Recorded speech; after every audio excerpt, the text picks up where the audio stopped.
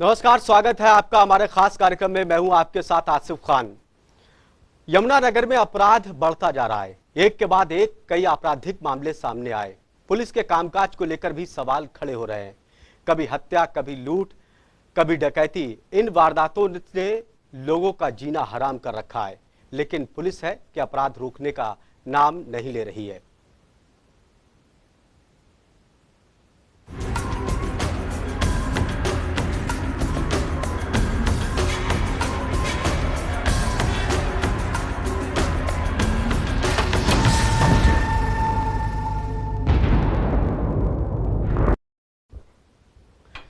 यमुनानगर में बढ़ते अपराध को लेकर अब लोगों में डर लगने लगा कि कब उनका सामान छिन जाए, कब उनके साथ लूट की घटना को अंजाम बदमाश दे दे।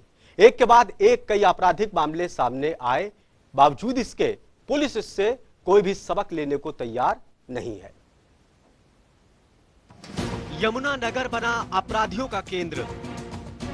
यमुनानगर में अपराधियों का बोलबाला। यमुनानगर में आए दिन हो रहा अपराध। यमुनानगर में कानून व्यवस्था पटरी से उतरी। यमुनानगर पुलिस पर उठ रहे हैं सवाल। पुलिस अपराध रोकने में नाकाम। यमुनानगर में लोगों को लगने लगा है डर। यमुनानगर में लोगों को जान और माल का खतरा। लोगों को उठ रहा है पुलिस से विश्वास। जी हां, हरियाणा का यमुनानगर अपराध का गढ़ बनता जा रहा है। आए दिन होने वाले आपराधिक वारदातों से लोग दहशत में हैं। यमुनानगर में लोगों की जान, माल और इज्जत सब खतरे में है।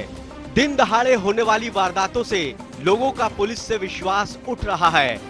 पुलिस एक मामले को सुलझा नहीं पाती है कि दूसरी घटना घट जाती है। और इसी कड़ी में यमुनानगर में HDFC बैंक के बाहर एक कंपनी के कर्मचारी से गोली मारकर उसकी हत्या कर 50 लाख रुपए लूट लिए। यमुनानगर की इस वारदात से पुलिस के हाथ पांव फूल गए। इस वारदात में काफी पसीना बहाने के बाद पुलिस अब इस मामले के खुलासे की बात कर रही है। पुलिस का कहना है कि इस केस में उसने कई लोगों की गिरफ्तारी की है। सर 17/5/22 को HDFC बैंक कमानी चौक यमुनानगर पे 2 लड़कों ने, बाइक सवारों ने एक आदमी को गोली मार के उससे 50 लाख रुपए लूट के ले गए। पुलिस ने इस मामले में मुख्य आरोपी को गांव भगवानपुर निवासी सरजीत सिंह उर्फ दिलप्रीत सिंह उर्फ दिल को गिरफ्तार किया है। पुलिस का दावा है कि उसने आरोपी से पूछताछ के बाद कई और वारदातों का भी खुलासा किया है। पुलिस के अनुसार पूछताछ में आरोपी ने कबूला है कि उसके साथ वारदात में कौन कौन शामिल था और कहां पर पैसे को छुपा कर रखा था।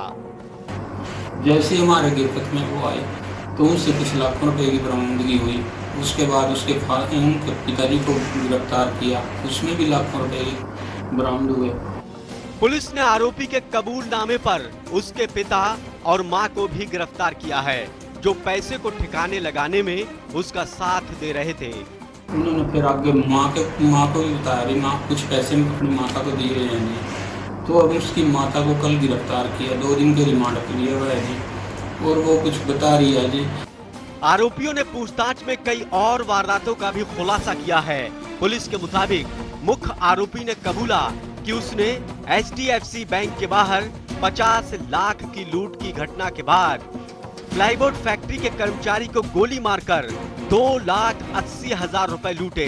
वहीं उन्होंने एक सब इंस्पेक्टर को 2 गोलियां मारी और न्यू हमीदा में निरंकारी ज्वेलर्स पर दिन दहाड़े सुनार को गोली मारकर सोना भी लूटा। हमारे भरसक प्रयास है कि उससे भी जितने उसने पैसे लिए हैं इस लूट के, उससे बरामद किए जाए। फैमिली में वही थी जी, उसका फादर भी लड़के का, लड़का खुद, उसकी माता जी, और जैसे जैसे उनको गिरफ्तार किया जा रहा है वो बरामदगी करा रहे हैं।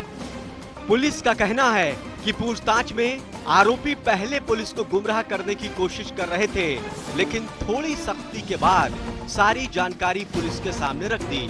पुलिस ने इनकी निशानदेही के आधार पर एक तालाब से लूटा हुआ सामान, हथियार के अलावा दूसरी जगहों से भी लूटा हुआ माल बरामद किया है।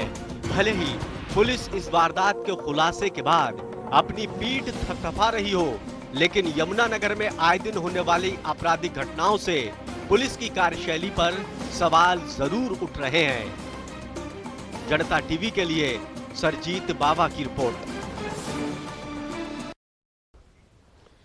यमुनानगर में यह आपराधिक कोई पहला मामला नहीं है और पुलिस के कामकाज का जो तरीका है उसको लेकर कह सकते हैं कि यह आखिरी मामला भी नहीं है। उधर परिवार के बुजुर्ग बच्चों को अच्छे संस्कार देते हैं ताकि समाज में सम्मान के साथ रह सके, लेकिन यहां मामला उलट है। यमुनानगर में जो आपराधिक मामला सामने आया था उसमें मां बाप भी शामिल थे। वारदात में आरोपी के साथ मां बाप शामिल। मां और पिता ने पैसे को लगाया ठिकाने। आपराधिक घटना में मां बाप देते थे साथ। पुलिस ने मां बाप को भी भेजा जेल। मां और पिता ने कई वारदात में दिया साथ। अब सलाखों के पीछे मां बाप। यमुनानगर पुलिस ने भले ही लूट की वारदात का खुलासा कर दिया हो, लेकिन इस घटना ने मां बाप के पवित्र रिश्ते पर जरूर सवाल खड़े कर दिए हैं। हर मां बाप का सपना होता है कि उसकी औलाद बड़े होकर एक अच्छा मुकाम हासिल करे, जिससे फक्र से समाज में उसका भी सिर ऊंचा हो। लेकिन यमुनानगर की इस वारदात में मां बाप ने तो पैसों के लालच में अपने बेटे को ही अपराध की दुनिया में धकेला ही, साथ ही खुद भी अपराध में उसका साथ देते थे। मेरे को कुछ नहीं पता। मेरे को बेटे ने 3 लाख रुपए दिए थे, शो करवा दो। अपने खाते में किसी से शो करवाए थे, वो दिए उसने वापस करने के लिए। इसके अलावा मेरे को कुछ नहीं पता। जब पत्रकारों ने मुख्य आरोपी दिलप्रीत की मां चरणजीत कौर से वारदात में शामिल होने की बात की, तो वो मासूमियत के साथ खुद को बेकसूर बताने लगी, लेकिन उसके हाव भाव से साफ दिख रहा था कि बेटे के साथ वो भी कितनी कसूरवार है। मेरे को अब पता चला कि कत्ल किया है, डकैती की है, इनसे ही पता चला पुलिस वालों से। नहीं सर, मेरे को नहीं कुछ भी पता। मेरे पास नहीं आता जाता था वो। मैं बराड़ा में अकेली रहती थी छोटे लड़के के साथ। यमुनानगर पुलिस ने मां से पहले उसके पिता को भी गिरफ्तार कर जेल भेज दिया था। पिता ने भी वारदात के बाद लूट के सामान को ठिकाने लगाने में अपने आरोपी बेटे का साथ दिया था। अब पुलिस पूछताछ कर ये पता लगाने में लगी है कि इस वारदात में और कौन रिश्तेदार शामिल है। फैमिली में वही थी जी, उसका फादर भी लड़के का, लड़का खुद, उसकी माता जी, और जैसे जैसे उनको गिरफ्तार किया जा रहा है वो बरामदगी वो करा रहे हैं। घर पर मिले संस्कार ही औलाद के भविष्य को परवान चढ़ाते हैं, लेकिन इस तरह के माहौल में पले बड़े बच्चे अक्सर अपराध की दलदल में फंस जाते हैं। इसीलिए जरूरत है बच्चों को अच्छे संस्कार देने की। जनता टीवी के लिए सरजीत बावा की रिपोर्ट। तो यमुनानगर से जो ये मामला सामने आया, इसमें माँ बाप भी इस अपराध में लिप्त थे। माँ बाप बच्चों को अच्छे संस्कार देते हैं ताकि उनके बच्चे पढ़ लिख कर समाज में अच्छा काम करें, माँ बाप का भी सिर सम्मान से ऊंचा हो। लेकिन यहाँ पर उलट है, माँ बाप खुद क्राइम की दलदल में बच्चों को धकेल रहे हैं। अब आपको दिखाते ग्राफिक के जरिए कि यमुनानगर में किस तरह से अपराध बढ़ रहा है और उसको कंट्रोल करने में पुलिस नाकाम हुई। हाल ही की बड़ी घटनाएं देखिए, HDFC बैंक के बाहर 50 लाख की लूट हुई। इसमें नौकर की हत्या करके 50 लाख रुपए लूट कर फरार हो गए थे। दिन दहाड़े लूट की वारदात को अंजाम दिया था बदमाशों ने, लेकिन पुलिस कुछ नहीं कर पाई। प्लाईबोर्ड फैक्ट्री के कर्मचारी से भी लूट की गई थी।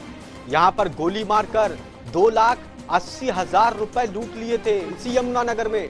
घटना के बाद आरोपी फरार हो गए। पुलिस हाथ मलती रही, घटना हो जाती और आरोपी भी जल्दी हत्थे नहीं आते। बदमाशों ने सब इंस्पेक्टर को गोली मार दी, पुलिस पर ही हमला। गंभीर हालत में अस्पताल में उसको भर्ती कराया गया। अब बताइए, पुलिस ही महफूज नहीं है। पुलिस को ही बदमाशों से खतरा बना हुआ यमुनानगर एक ऐसा इलाका। न्यू हमीदा कॉलोनी में लूट की वारदात को बदमाशों ने अंजाम दिया। निरंकारी ज्वेलर्स से दिन दहाड़े लूट की घटना को अंजाम दिया। सुनार को गोली मारकर सोना लूटकर फरार हो गए। ये बड़ी यमुनानगर की घटना हम आपको बता रहे हैं। पिपली माजरा में मामूली बात को लेकर यहां भी हत्या हो गई। भाई ने ही भाई को मौत के घाट उतार दिया। यमुनानगर में आरोपी ने आनन फानन में शव को कब्रिस्तान में दफना दिया ताकि पता ना हो, लेकिन पुलिस को मालूम हो गया। पुलिस ने इसका खुलासा किया क्योंकि तीसरे भाई ने इसकी शिकायत कर दी। यमुनानगर में गुंडागर्दी का वीडियो भी एक वायरल हुआ था कुछ दिन पहले।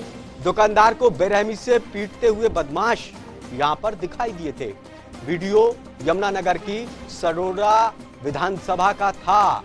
यमुनानगर में 21 साल के युवक को भी गोली मारी गई थी हाल ही में। बाइक सवार 2 बदमाशों ने दीपक नाम के युवक को गोली मारकर मौत के घाट उतार दिया। यूपी के फैजाबाद का रहने वाला था ये युवक। यमुनानगर की बड़ी आपराधिक घटनाएं हम आपको दिखा रहे हैं कि कब क्या हुआ।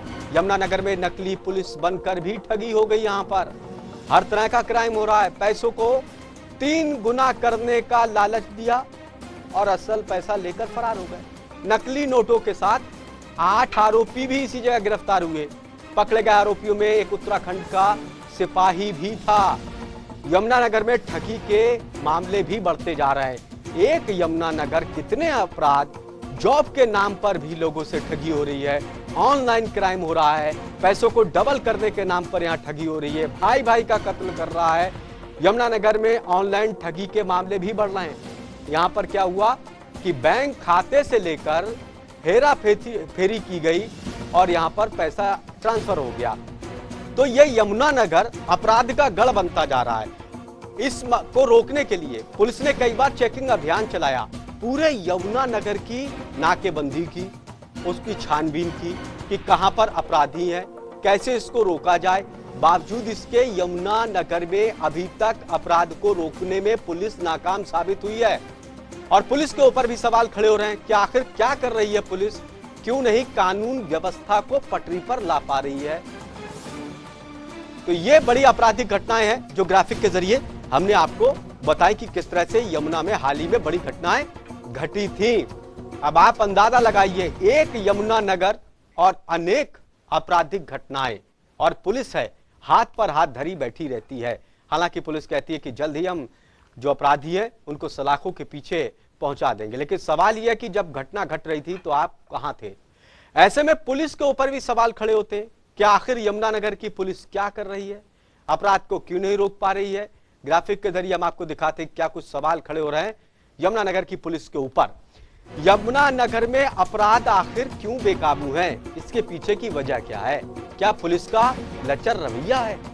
क्या यमुनानगर में कानून व्यवस्था पटरी से उतर गई? जो लोग वहां पर ये महसूस कर रहे हैं कानून व्यवस्था को लेकर, आखिर क्या कर रही है पुलिस।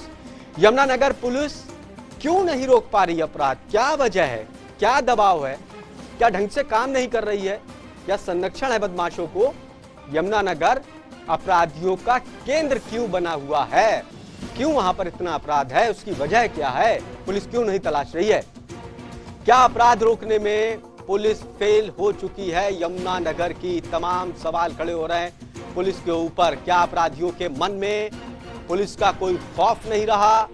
क्या पुलिस का डर बिल्कुल बदमाशों में नहीं है कि पुलिस कुछ नहीं कर पाएगी, ये समझ लिया अपराधियों ने। क्या अपराधियों को कोई संरक्षण मिल रहा है, राजनीतिक संरक्षण या पुलिस का संरक्षण या फिर किसी और का संरक्षण। यमुनानगर के लोगों को जान माल का खतरा है। जिस हिसाब से रोज आपराधिक मामले सामने आ रहे हैं उसको देखकर तो यही कहा जाएगा कि यमुनानगर में लोगों के जान माल का खतरा बना हुआ है।